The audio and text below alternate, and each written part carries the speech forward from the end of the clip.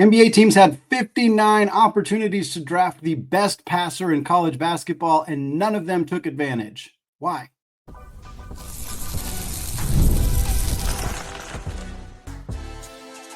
You are Locked On Zags, your daily podcast on the Gonzaga Bulldogs. Part of the Locked On Podcast Network, your team every day. What is going on, y'all? Happy Friday, and welcome into the Locked On Zags podcast, part of the Locked On Podcast Network, your team every day. I'm your host and longtime Gonzaga podcaster, Andy Patton, here to bring you news and updates on all things Zag athletics. Today's episode of Locked On Zags is brought to you by Gametime. Folks, download the Gametime app, create an account, and use code LOCKEDONCollege, and you'll get $20 off your first purchase. Well, we got NBA draft coverage today. Ryan Nembhard went undrafted, but he did find himself an excellent landing spot. We'll discuss that. We're also going to talk about where Ben Gregg has signed, why we have not heard an update on Nolan, Hickman, and Caleiff battle. Also some former Zags, some rivals, where they signed, where they ended up. Plus, we're going to close out the show with a look at the NCAA adding a game to the college basketball schedule starting in 26-27, what that could mean for Gonzaga.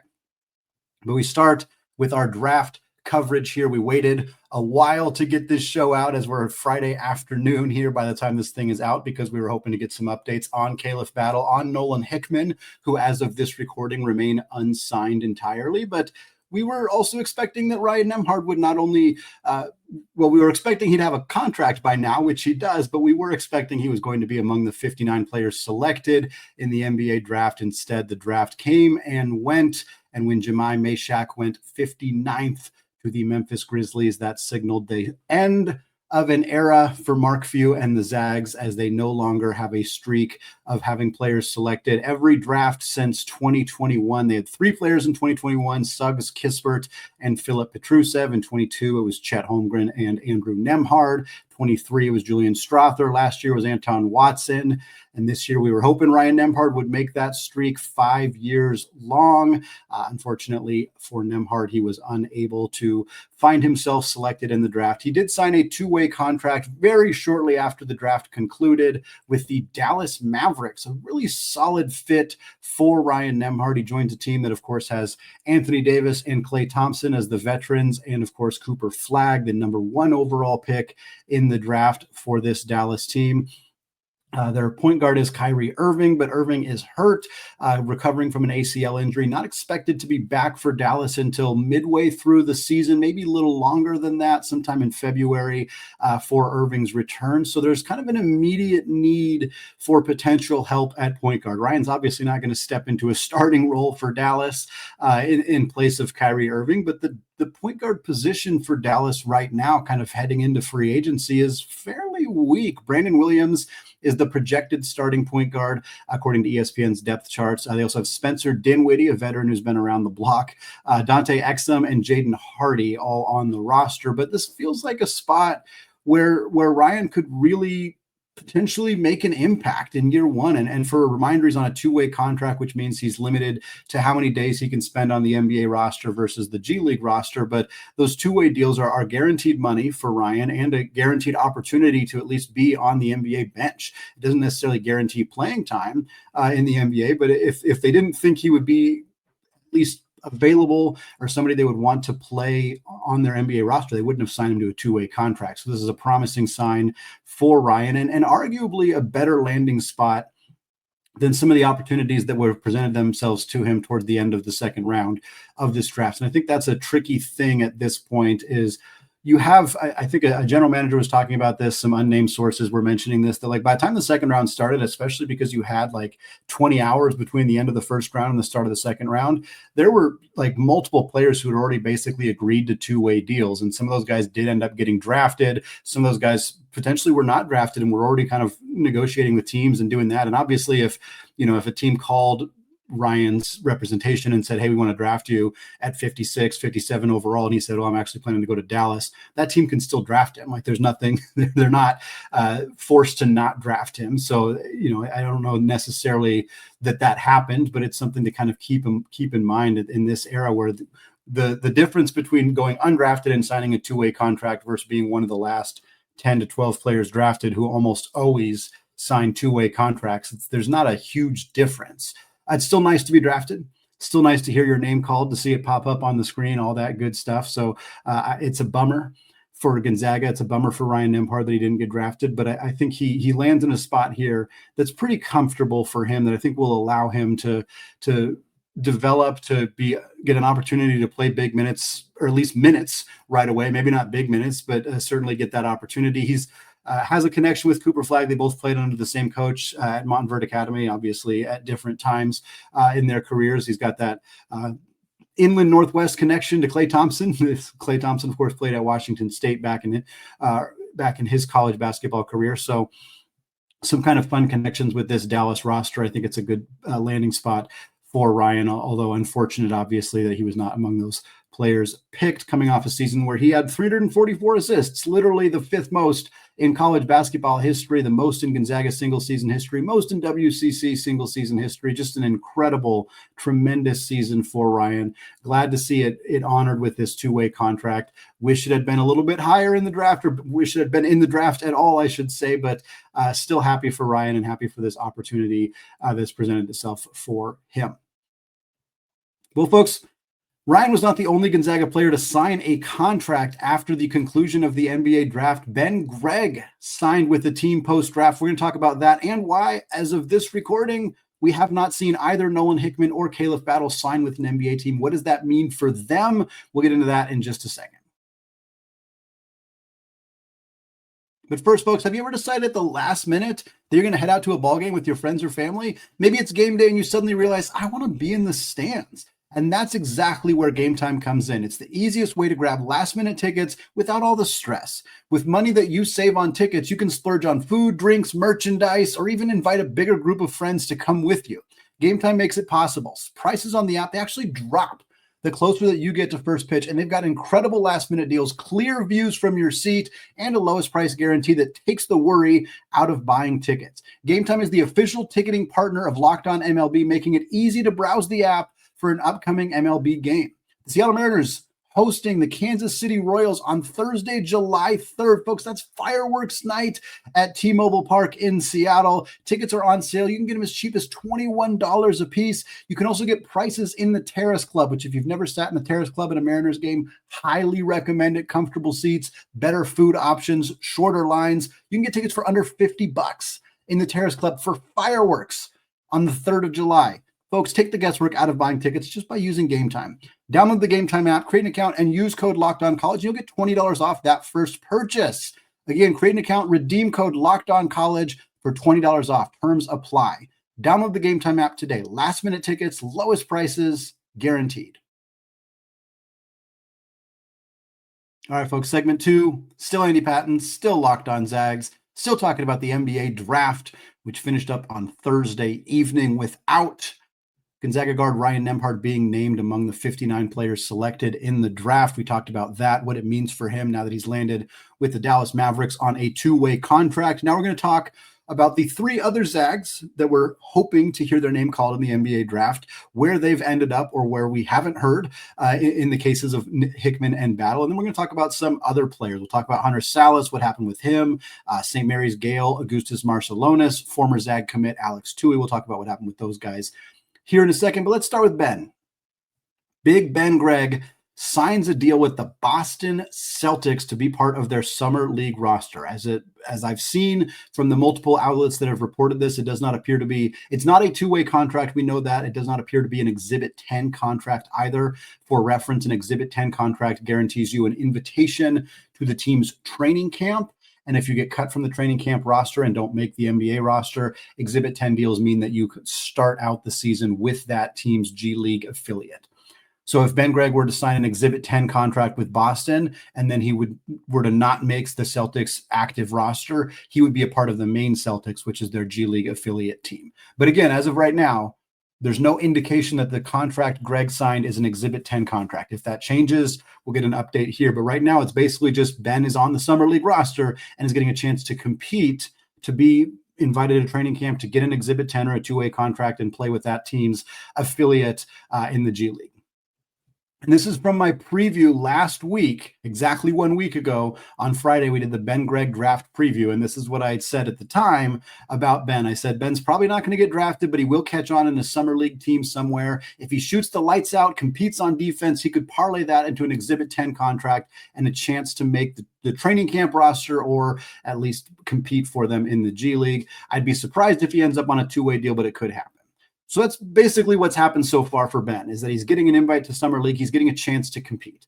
If in the Summer League, Ben goes out, shoots the lights out from three, kind of proves that last year's three-point shooting, especially in the first half of the year, was an anomaly, and that he is a guy who can shoot 38, 40% from three, competes hard on defense, looks like his athleticism and physicality will translate at the NBA level, which is, I know, something that many are concerned about for Ben. And if he doesn't look like an NBA athlete out there, that's going to make it much tougher for him. But if he does, if he competes well defensively, is diving for those loose balls, not getting pushed around, not getting driven past athletically, and he's hitting those outside shots, there's a real chance that at least Ben gets an Exhibit 10, gets a chance to go into that Celtics training camp and perhaps compete with the main Celtics in the G League.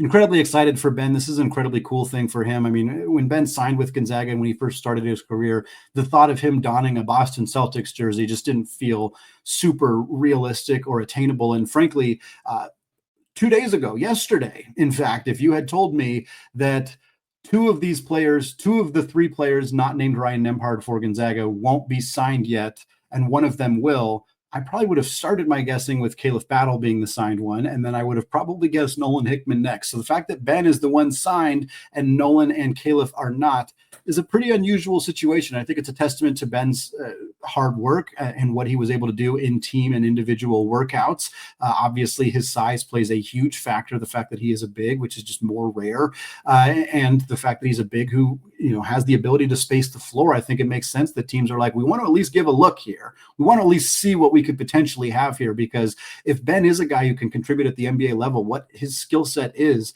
very, very valuable. Ben would be the first player to play for the Celtics from Gonzaga since Kelly Olynyk in 2017. However, Anton Watson was drafted by Boston just last year and spent the entire season with the main Celtics before he was waived and ended up hanging on with New York, the Knicks, who is where he made his actual NBA debut. So it'd be very cool to see if Ben does get a chance to compete for Boston. But as we said a couple of times now in the show, as I'm recording this a little after 12:30 p.m. on Friday, West Coast time, neither Nolan Hickman or Caleiff Battle have indicated or made any indication that they have signed a contract anywhere. We have not seen them sign a two-way, an Exhibit 10, a Summer League invitation. None of that has happened yet. I say yet because I'm almost certain that it will. I would be very surprised if neither of these guys got a Summer League invite. And in fact, if it were to happen, my assumption would be that they were choosing to go overseas rather than kind of wait and hope and find themselves a contract from the Exhibit 10 deal, because they're not going to get a two-way at this point. Most of the two-ways have already filled up or are filling up as we're speaking right now. Exhibit 10s could happen. I could see that being a situation where either of these guys get, but I think it's more likely they'll get what happened to Ben, which is we're going to invite you to Summer League. We're going to give you an opportunity to compete for our team in Las Vegas over the first couple of weeks of July. And depending how you do there, competing against the rest of the players on that roster, a couple of you will end up getting Exhibit 10 deals. Perhaps one of you will get a two-way deal. I think that's the kind of what's going to be promised to Caleiff and Nolan. And I suspect that teams, plural, will offer them that. But will they pick that opposed to going overseas where you immediately get a chance to compete? You're going to play right away and you're going to make potentially hundreds of thousands, if not millions of dollars. That's a decision that players have to make. And if we find out that Caleiff Battle's going overseas or Nolan Hickman's going overseas, I wouldn't assume that means, oh, wow, they didn't get a single invitation. Like they may have gotten an invitation from multiple NBA teams. Hey, come compete for us in Summer League. And they choose to go overseas instead. We may never know officially if that does happen, kind of what went into that decision behind the scenes. But I think that's a fair assumption that they will get those invitations at the NBA level. They just will see if they end up taking them or if they end up deciding to do something else with their professional career. All right, looking ahead, a couple other Gonzaga-related news updates from the NBA draft. Hunter Sallis, who of course spent the first 2 seasons of his career at Gonzaga, who was one of the few 5-star recruits Gonzaga has ever landed out of the high school recruiting before he transferred after 2 years, went to Wake Forest. Sallis was also not selected in the NBA draft. He signed a 2-way contract with the Philadelphia 76ers at the conclusion of the draft, very similar to Ryan Nembhard, where he was, it was announced quite quickly after the draft that he had signed a 2-way deal, probably something that was being negotiated during the final few picks of the NBA draft as well. The story with Hunter Sallis is that he probably should have stayed in the draft last year. He went to Wake Forest, immediately blossomed into a superstar, averaged over 18 points a game, crucially shot 40% from 3, entered the draft in what was considered a very weak class last year. Last minute, pulled himself out of the draft, came back to Wake Forest for his senior year, where he was kind of trying to work on being more of a point guard, more of a facilitator, kind of showcasing that he's not just a 2 guard, he could be a combo guard at the NBA level. And unfortunately, it did not work. He did not play all that well as a point guard for Wake Forest. His 3-point shooting also plummeted. He basically shot 25% at Gonzaga, 27% at Gonzaga, 40% at Wake Forest, and then 27% at Wake Forest. And so now I think scouts are like, well, sure looks like that one good shooting season is more of the anomaly than the others, and that is enough to really crush an undersized guard's draft stock if you're not a consistent shooter. Philadelphia will give him an opportunity, and if he plays well, he will make the NBA. I do believe he is an NBA player in the sense that when all is said and done, if the over-under for NBA games played by Hunter Sallis is 0.5, I'm taking the over. I think he's going to make it. I don't know how much. I don't know how many opportunities he will be given, but I do think that he will make it. And I posed this on my YouTube channel before the draft happened. I said, what happens if Hunter Sallis gets drafted and Ryan Nembhard does not? Would we count Hunter Sallis as being a Zag being selected? There was a lot of varying opinions on that. Unfortunately, ultimately, it does not matter as neither of them were selected. But I can tell you we would not have counted Alex Toohey. Alex Toohey actually spent 8 months committed to Mark Few and the Zags. He was full on coming to campus. It was planned. He was an Australian prospect, very, very good player professionally overseas. And he was coming to Gonzaga, and he was going to be a 6'8", 3-point shooting small forward on this roster. And then after 8 months of being committed to the program, he said, never mind. I'm actually going to stay in the NBL, stay playing professionally in Australia. 2 years later, he's selected 52nd overall by the Golden State Warriors. Huge congrats to Alex. No ill will, nothing of that nature for him. He decided to stay home. It's hard to blame a player for choosing to either go across the country to play basketball or just stay home and play professionally. I'm not going to blame a player for staying home, especially because it clearly worked for him. He was very successful for 2 years in Australia, made real money playing professionally in his home country, and now gets to go to the Golden State Warriors as a late second-round pick. All good things for Alex Toohey. A couple other WCC players to talk about here. Augustus Marcelonus, the 2-time WCC Player of the Year from the St. Mary's Gales, signs an Exhibit 10 deal with the Los Angeles Lakers. How do I feel about Marcelonus signing before Hickman in battle? I don't know if I love it. Marcelonus is a good player, good college player.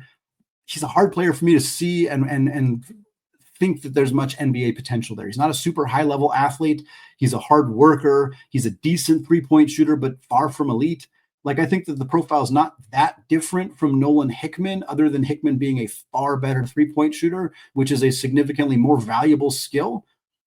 Again, nothing against Marcelonus. I don't think an Exhibit 10 deal is inherently a bad gamble for the Lakers on Augustus Marcelonus. I really don't. I just think that Battle and Hickman are as good, if not better, in terms of NBA prospects. Neither of them were as good as Marcelonus in college. I wouldn't argue that, but I'm not sure. I think this is we'll see. We'll see what he's able to do. I'm not sure I see an NBA player here. Maybe I'm a hater, but I'm just not sure I see it.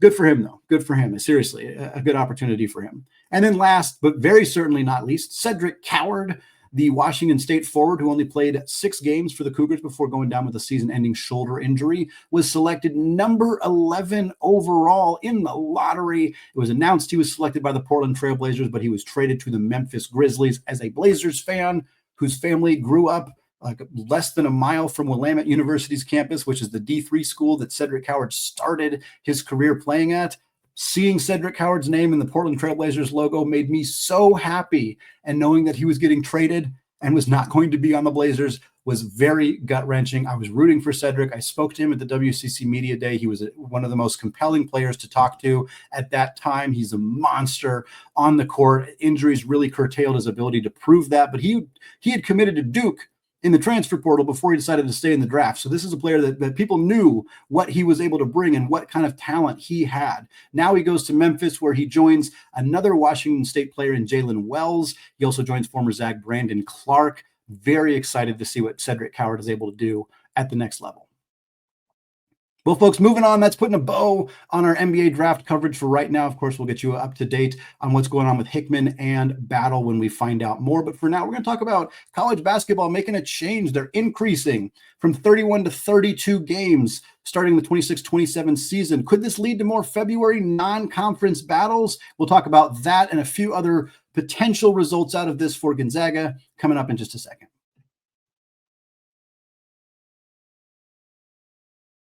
All right, folks, segment 3, still Andy Patton, still Locked On Zags podcast, closing out the show and the week, talking about a change in the college basketball scheduling. The NCAA Division I Council approved an increase from 31 season games to 32 games per season, starting in the 2026-27 season. This was all reported by Matt Norlander of CBS.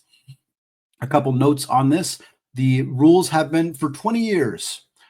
College basketball has limited teams to 31 games, and there was like some restrictions on MTEs and various things of that nature, but you could play 31 games and no more than that when you were for the last 20 years. Now, starting not this upcoming season, but the following season, that will increase from 31 to 32 games. That will include non-D1 opponents. So like when Gonzaga plays Eastern Oregon in the regular season, exhibition games will still be the same. You can do exhibition games. You could do the secret scrimmages. You could do the other scrimmages that are not secret. Like those will all still stay the same. But in season, if you play a non-D1 school, like again, Eastern Oregon or a D3 school like Willamette, for example, those games will count against your 32 games. Also, teams will not be required to play 32 games. You will have the option to get up to 32 games. Most teams are going to play 32. Most teams want to play as many games as possible. So I don't think that's a super relevant point necessarily, but it is something that is a part of these rules. Is like it's every team that if a team's at 31 and you're like, oh, why haven't they added yet? They may not. They may not. They do not necessarily have to get all the way up to 32. So a couple of the kind of ramifications out of this. I think number one is that this is being done, and this is not even a criticism necessarily, but there's financial implications here. Money. It's almost always about money.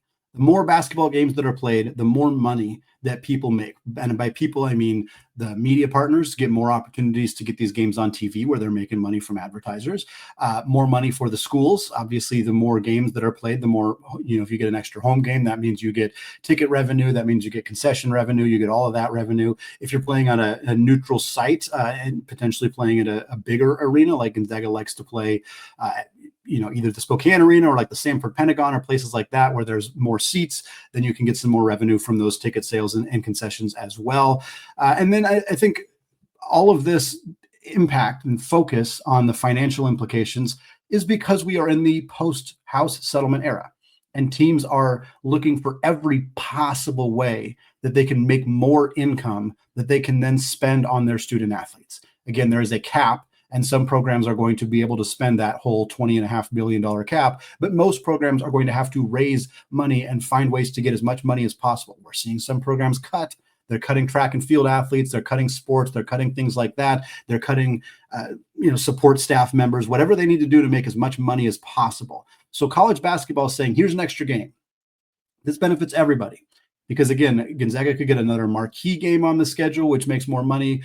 Smaller schools could get another bye game on the schedule. Like, all right, now, Texas State not Texas State. One of this Alcorn State, one of the smaller SWAC schools could potentially get more games on the schedule because they're going to say, we're going to use this extra game to go play Louisville at their place. And they're going to pay us $500,000 to fly out there and lose. And like, that's more money that those programs are making. So everybody really benefits from having an extra game from a financial perspective. Beyond that, it is a lifeline for MTEs. By MTEs, multi-team events, that's your Battle for Atlantis, your Maui Invitational, the artist formerly known as the Old Spice Classic, which is now, I think, ESPN Events Invitational, Fort Myers. Like, there's all sorts of these MTEs, and in particular, the 3-game MTEs, 8 teams, 3 games, they were starting to die.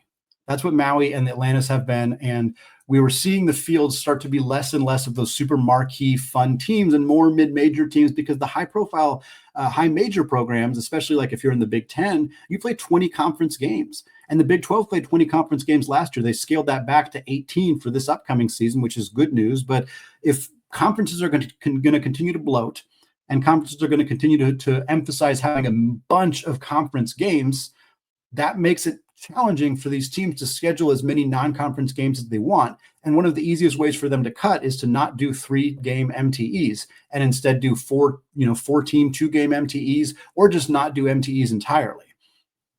So this is a good lifeline that the NCAA is basically giving those events and saying, hey, we're going to add an extra game for everybody. That's going to make it more palatable for these teams to potentially participate in these long-standing events that have a rich history, that are kind of embedded in the history of college basketball. I think that's a good thing.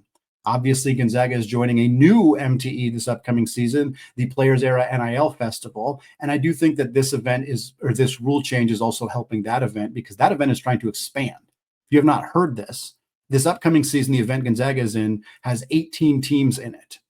This event by 2026 is hoping to be a 32-team field, which would potentially be 4 games. So if you're committed to play in the Players Era Festival in 2026, you could potentially be committing to 4 games. That's a lot easier to do if you have an extra game on your schedule. And teams are still going to want to do this. There's not going to be a lot of programs that say, well, we're going to back out because we don't want to commit to 4 games. If you're getting paid $1 million that you can use on NIL for your players, and I believe that money, because it's not being paid directly by the school to the student athletes, would be considered a third-party NIL deal. So that money is not going to count against that $20.5 million that these schools have to spend. That is my understanding of it. Somebody can correct me if I'm wrong, but I believe that is a huge benefit for teams in this field of like, hey, we can promise you, we can only give you, $500,000 out of our money from our school, but you're going to make this amount of money from the Players Era Festival, and that's just a third-party deal that you get all on your own. Like, those are the kind of things that could benefit schools like Gonzaga. And then the last thing, this potential rule change could result in more mid-season non-conference games, January, February non-conference matchups. Gonzaga's loved these. They did them with Memphis. They did it with Kentucky recently. When they can get an opportunity to play a quality team in the non-conference during the WCC regular season, they jump on it. Of course, that's partly because the WCC was weaker and they wanted to be able to get marquee opponents to kind of keep themselves fresh heading into the tournament. I think we'll see more of these. We already did see one get scheduled. Baylor and Louisville scheduled a non-conference matchups in February. Duke and Michigan are playing a non-conference matchup in February this year. So they are happening. And I think this rule change will potentially result in more of those happening, which is a good thing. So all in all, in conclusion, the NCAA moving from 31 to 32 games, I think, is a net good for college basketball. It's a net good for MTEs. It's a net good for teams that want to play those non-conference games in January or February. And it's good in the sense that schools will get to make some more money, which they can then turn around and spend in NIL on their programs. It's going to wrap it up for me today here on the Locked On Zags podcast. Folks, thank you so much for making the show your first listen or your first watch of the day, for hanging through this NBA draft coverage here. Unfortunate that it resulted in no players getting selected from Gonzaga, but we'll keep you up to date on Nolan, Hickman, and Caleiff battle. We'll keep you up to date on how Ryan Nembhard and Ben Gregg do in the summer league as well. Plus, we're going to have more recruiting coverage this next month. We got some serious Pac-12 expansion and media rights stuff to get to soon. It sounds like Texas State is going to become official in a couple of days. We'll talk about that when that happens as well. All of that. It's going to be a fun month of July here on Locked On Zags, so hang with us. We really appreciate every single one of you. Thanks again, folks. Have a fantastic weekend. And of course, as always, go Zags.